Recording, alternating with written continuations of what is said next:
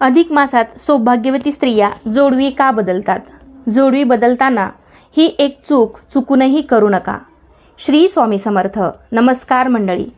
अधिक महिना हा 3 वर्षातून एकदा येतो. या अधिक महिन्यात जावयाला वाण देतातच, पण अजून एक गोष्ट सर्रास केली जाते, तर ते म्हणजेच सोनाराकडे जाऊन जोडव्यामध्ये भर घालणे किंवा जोडवी बदलणे.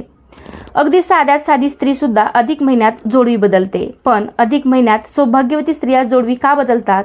ही जोडवी बदलत असताना कोणती चूक आपल्याला चुकूनही करायची नाही आणि जोडवी कशा प्रकारची आपल्या पायांच्या बोटामध्ये असायला हवी. त्याचबरोबर जावयाला वाण देताना कोणतीही वस्तू 33च का दिली जाते, 33च अंक का वापरला जातो, अशी बरीच माहिती मी आजच्या व्हिडिओमध्ये शेअर करणार आहे. त्यासाठी व्हिडिओ शेवटपर्यंत पाहायला विसरू नका. पण त्याआधी तुम्ही माझ्या चॅनेलवरचे व्हिडिओ पहिल्यांदाच बघत असाल तर चॅनेलला सबस्क्राईब करायला सुद्धा विसरू नका. लगेचच आपण व्हिडिओला सुरुवात करूया. अधिक मास हा दर 3 वर्षातून एकदा येतो. याला पुरुषोत्तम मास म्हणून सुद्धा ओळखलं जातं. आध्यात्मिक आणि धार्मिक कार्यासाठी हा महिना अतिशय शुभ मानला जातो. हा महिना भगवान विष्णूला समर्पित आहे. त्यामुळे तुम्ही या महिन्यामध्ये भगवान विष्णूंच्या काही सेवा करू शकता. हा महिना भगवान विष्णूंच्या भक्तीचा महिना आहे असं सुद्धा म्हटलं जातं. त्यामुळे या महिन्याला पुरुषोत्तम मास असेही संबोधले जाते. आणि या अधिक महिन्यात सर्वात महत्त्वाची केली जाणारी गोष्ट म्हणजे जावयाला वाण देणे. तर या महिन्यात जावयाला नारायण स्वरूप समजून त्यांना वाण दिले जाते. त्यांचं आदरातीर्थ केलं जातं.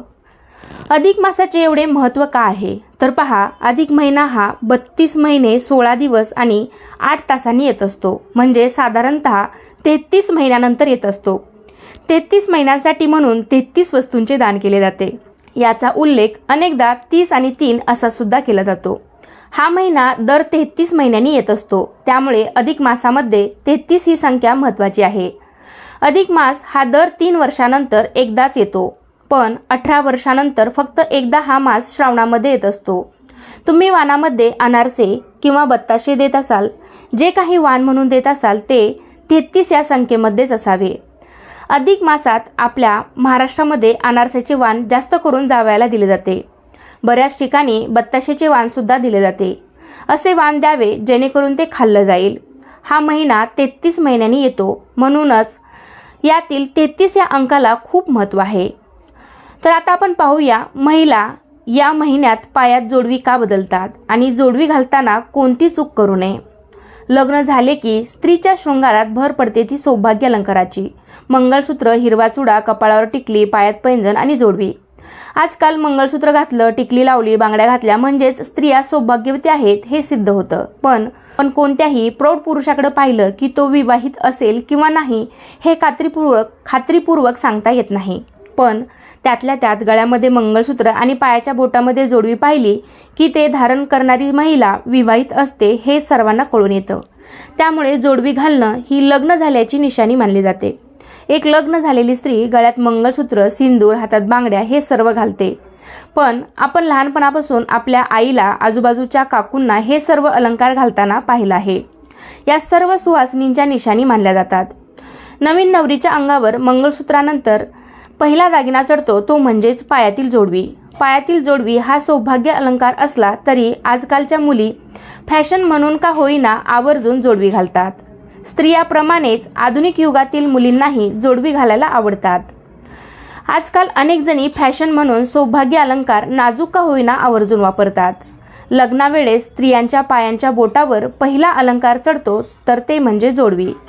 स्त्रियांच्या बोटात जोडवी घालतात कारण पायांच्या अंगठ्या शेजारील बोटामध्ये जी नस असते तिचा संबंध महिलेच्या गर्भाशयाला नियंत्रित करते आणि रक्तदाबही संतुलित राहतो. त्याचबरोबर जोडवे घातल्याने महिलांना अनेक फायदे होतात. कारण चांदी हा धातू ऊर्जावाहक आहे. त्यामुळे पाय जमिनीला टेकलेले असल्यामुळे जमिनीची ऊर्जा शरीरात प्रवेश करते. त्यामुळे दोन्ही पायातील जोडवी या शरीरातील ऊर्जा समतोल राखण्यास मदत करतात. स्त्रिया पूर्वीसारखे मोठी जोडवी वापरत नसल्या तरी छान नाजूक नक्षीकाम केलेली जोडवी वापरण्याकडे स्त्रिया जास्त प्राधान्य देतात. पूर्वी आवर्जून चांदीची जोडवी पायात घातली जात असे. त्यावेळी पायातील बोटात 2, 5, 7 वेड्यांची जोडवी पाहायला मिळायची.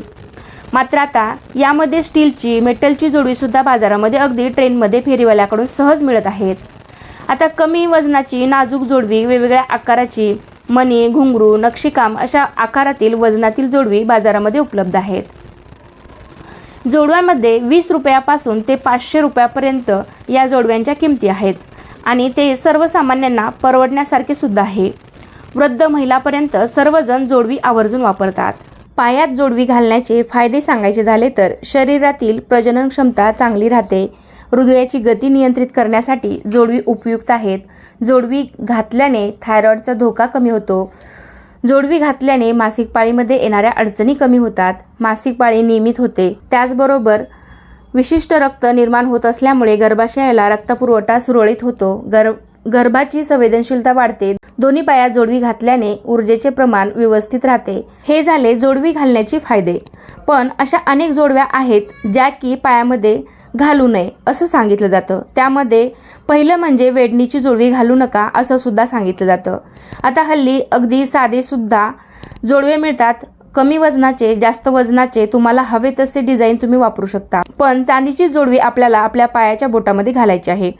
चुकूनही बाजारातली नकली अशी जोडवी घालू नका. हे सगळे दागिने तुम्ही फॅशन म्हणून घालू नका. तर या प्रत्येक दागिन्यामध्ये काहीतरी शास्त्र आहे. सोने चांदी घातल्यामुळे आपल्याला वेगवेगळ्या प्रकारची ऊर्जा मिळत असते. त्याचबरोबर पायाच्या बोटामध्ये सोन्याची सुद्धा जोडवी कधीही घालू नये असं सुद्धा म्हटलं जातं. तुमची कितीही चांगली परिस्थिती असू द्या, पण सोन्याची जोडवी तुम्ही किंवा पैंजण चुकूनही घालू नका. जोडवी चांदीचीच असावी. जोडवी आणि पैंजण कधीही सोन्याचे घालू नये. जर तुम्ही या दोन्हीपैकी काही जरी सोन्याचं घातलं तर लक्ष्मी मातेचा अपमान होतो असं म्हटलं जातं. कारण कमरेच्या खालचा कुठलाही दागिना कधीही सोन्याचा नसावा. कारण सोन्याला लक्ष्मी मातेचा दर्जा दिला आहे, लक्ष्मी मातेचा मान दिला आहे. त्यामुळे कमरेखालचे दागिने हे नेहमी चांदीचे असावेत. तर अशा प्रकारे अधिक मासामध्ये आईने लेकीला, लेकीने आईला, बहीण असेल तर एकमेकींना, मावशी असेल तर मावशीला, मावशीने मुलीला, अशा प्रकारे तुम्ही एकमेकींची जोडवी बदलू शकता. एकमेकींच्या जोड्यामध्ये भर घालू शकता. पण अधिक मासामध्ये करणार असाल तर चांदीच्या जोडव्यांना भर द्या.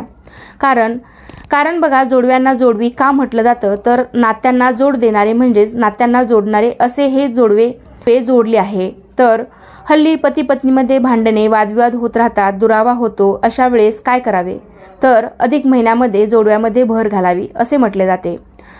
तर अशा प्रकारे अधिक मासाचे निमित्त म्हणून सगळ्या सुवासिनींना जोडवी बदलण्यास निमित्त मिळते. अधिक मासामध्ये जोडवीमध्ये भर किंवा नवीन जोडवी करतात. यानंतर आता पाहूया अधिक मासामध्ये काय करावे आणि काय करू नये. तर साक्षात भगवान विष्णूंनी अधिक मासाची जबाबदारी घेतलेली आहे. त्यामुळे हाताने काम आणि मुखाने नाम घेत सत्कर्म करावे. या महिन्यात शारीरिक, मानसिक आणि आर्थिक गुंतवणूक करावी. या महिन्यात शक्य तेवढे धार्मिक विधी, पूजापाठ करावेत. सूत्रपठणामुळे सकारात्मक ऊर्जा निर्माण होते. म्हणून अधिक मासात जास्तीत जास्त पठण करून सकारात्मकता वाढवावी. अधिक मासात गरजवंताला यथाशक्ती दानधर्म करावा. सामाजिक संस्थांमध्ये सेवा शुश्रूषा करावी. अशी सेवा देवाच्या पायाशी झटकन रुजू होते. मन विषयामध्ये न गुंतवता शक्य तेवढे हरिनाम घेऊन आपली रोजची कामे पार पाडावीत. या अधिक मासात लग्न, कोणतेही शुभ कार्य, मुंज, साखरपुडा, कोणतेही मंगल कार्य अधिक मासामध्ये करू नयेत. शक्यतो तुम्ही या समारंभाचे मुहूर्त या महिन्यामध्ये ठरवू शकता. त्याचप्रमाणे घर खरेदी, वस्तू खरेदी, वाहन खरेदी, मोठी आर्थिक गुंतवणूक असलेल्या गोष्टी अधिक मासात करू नयेत. अशा प्रकारे आजच्या व्हिडिओमध्ये आपण अधिक मासाबद्दल, जोडव्याबद्दल बरीच माहिती पाहिलेली आहे. तर कसा वाटला तुम्हाला आजचा व्हिडिओ मला नक्कीच सांगा. आवडला असेल तर लाईक करा, शेअर करा. तुम्ही पहिल्यांदाच माझे व्हिडिओ बघत असाल तर चॅनेलला सबस्क्राईब करा. धन्यवाद. सर्वांना श्री स्वामी समर्थ.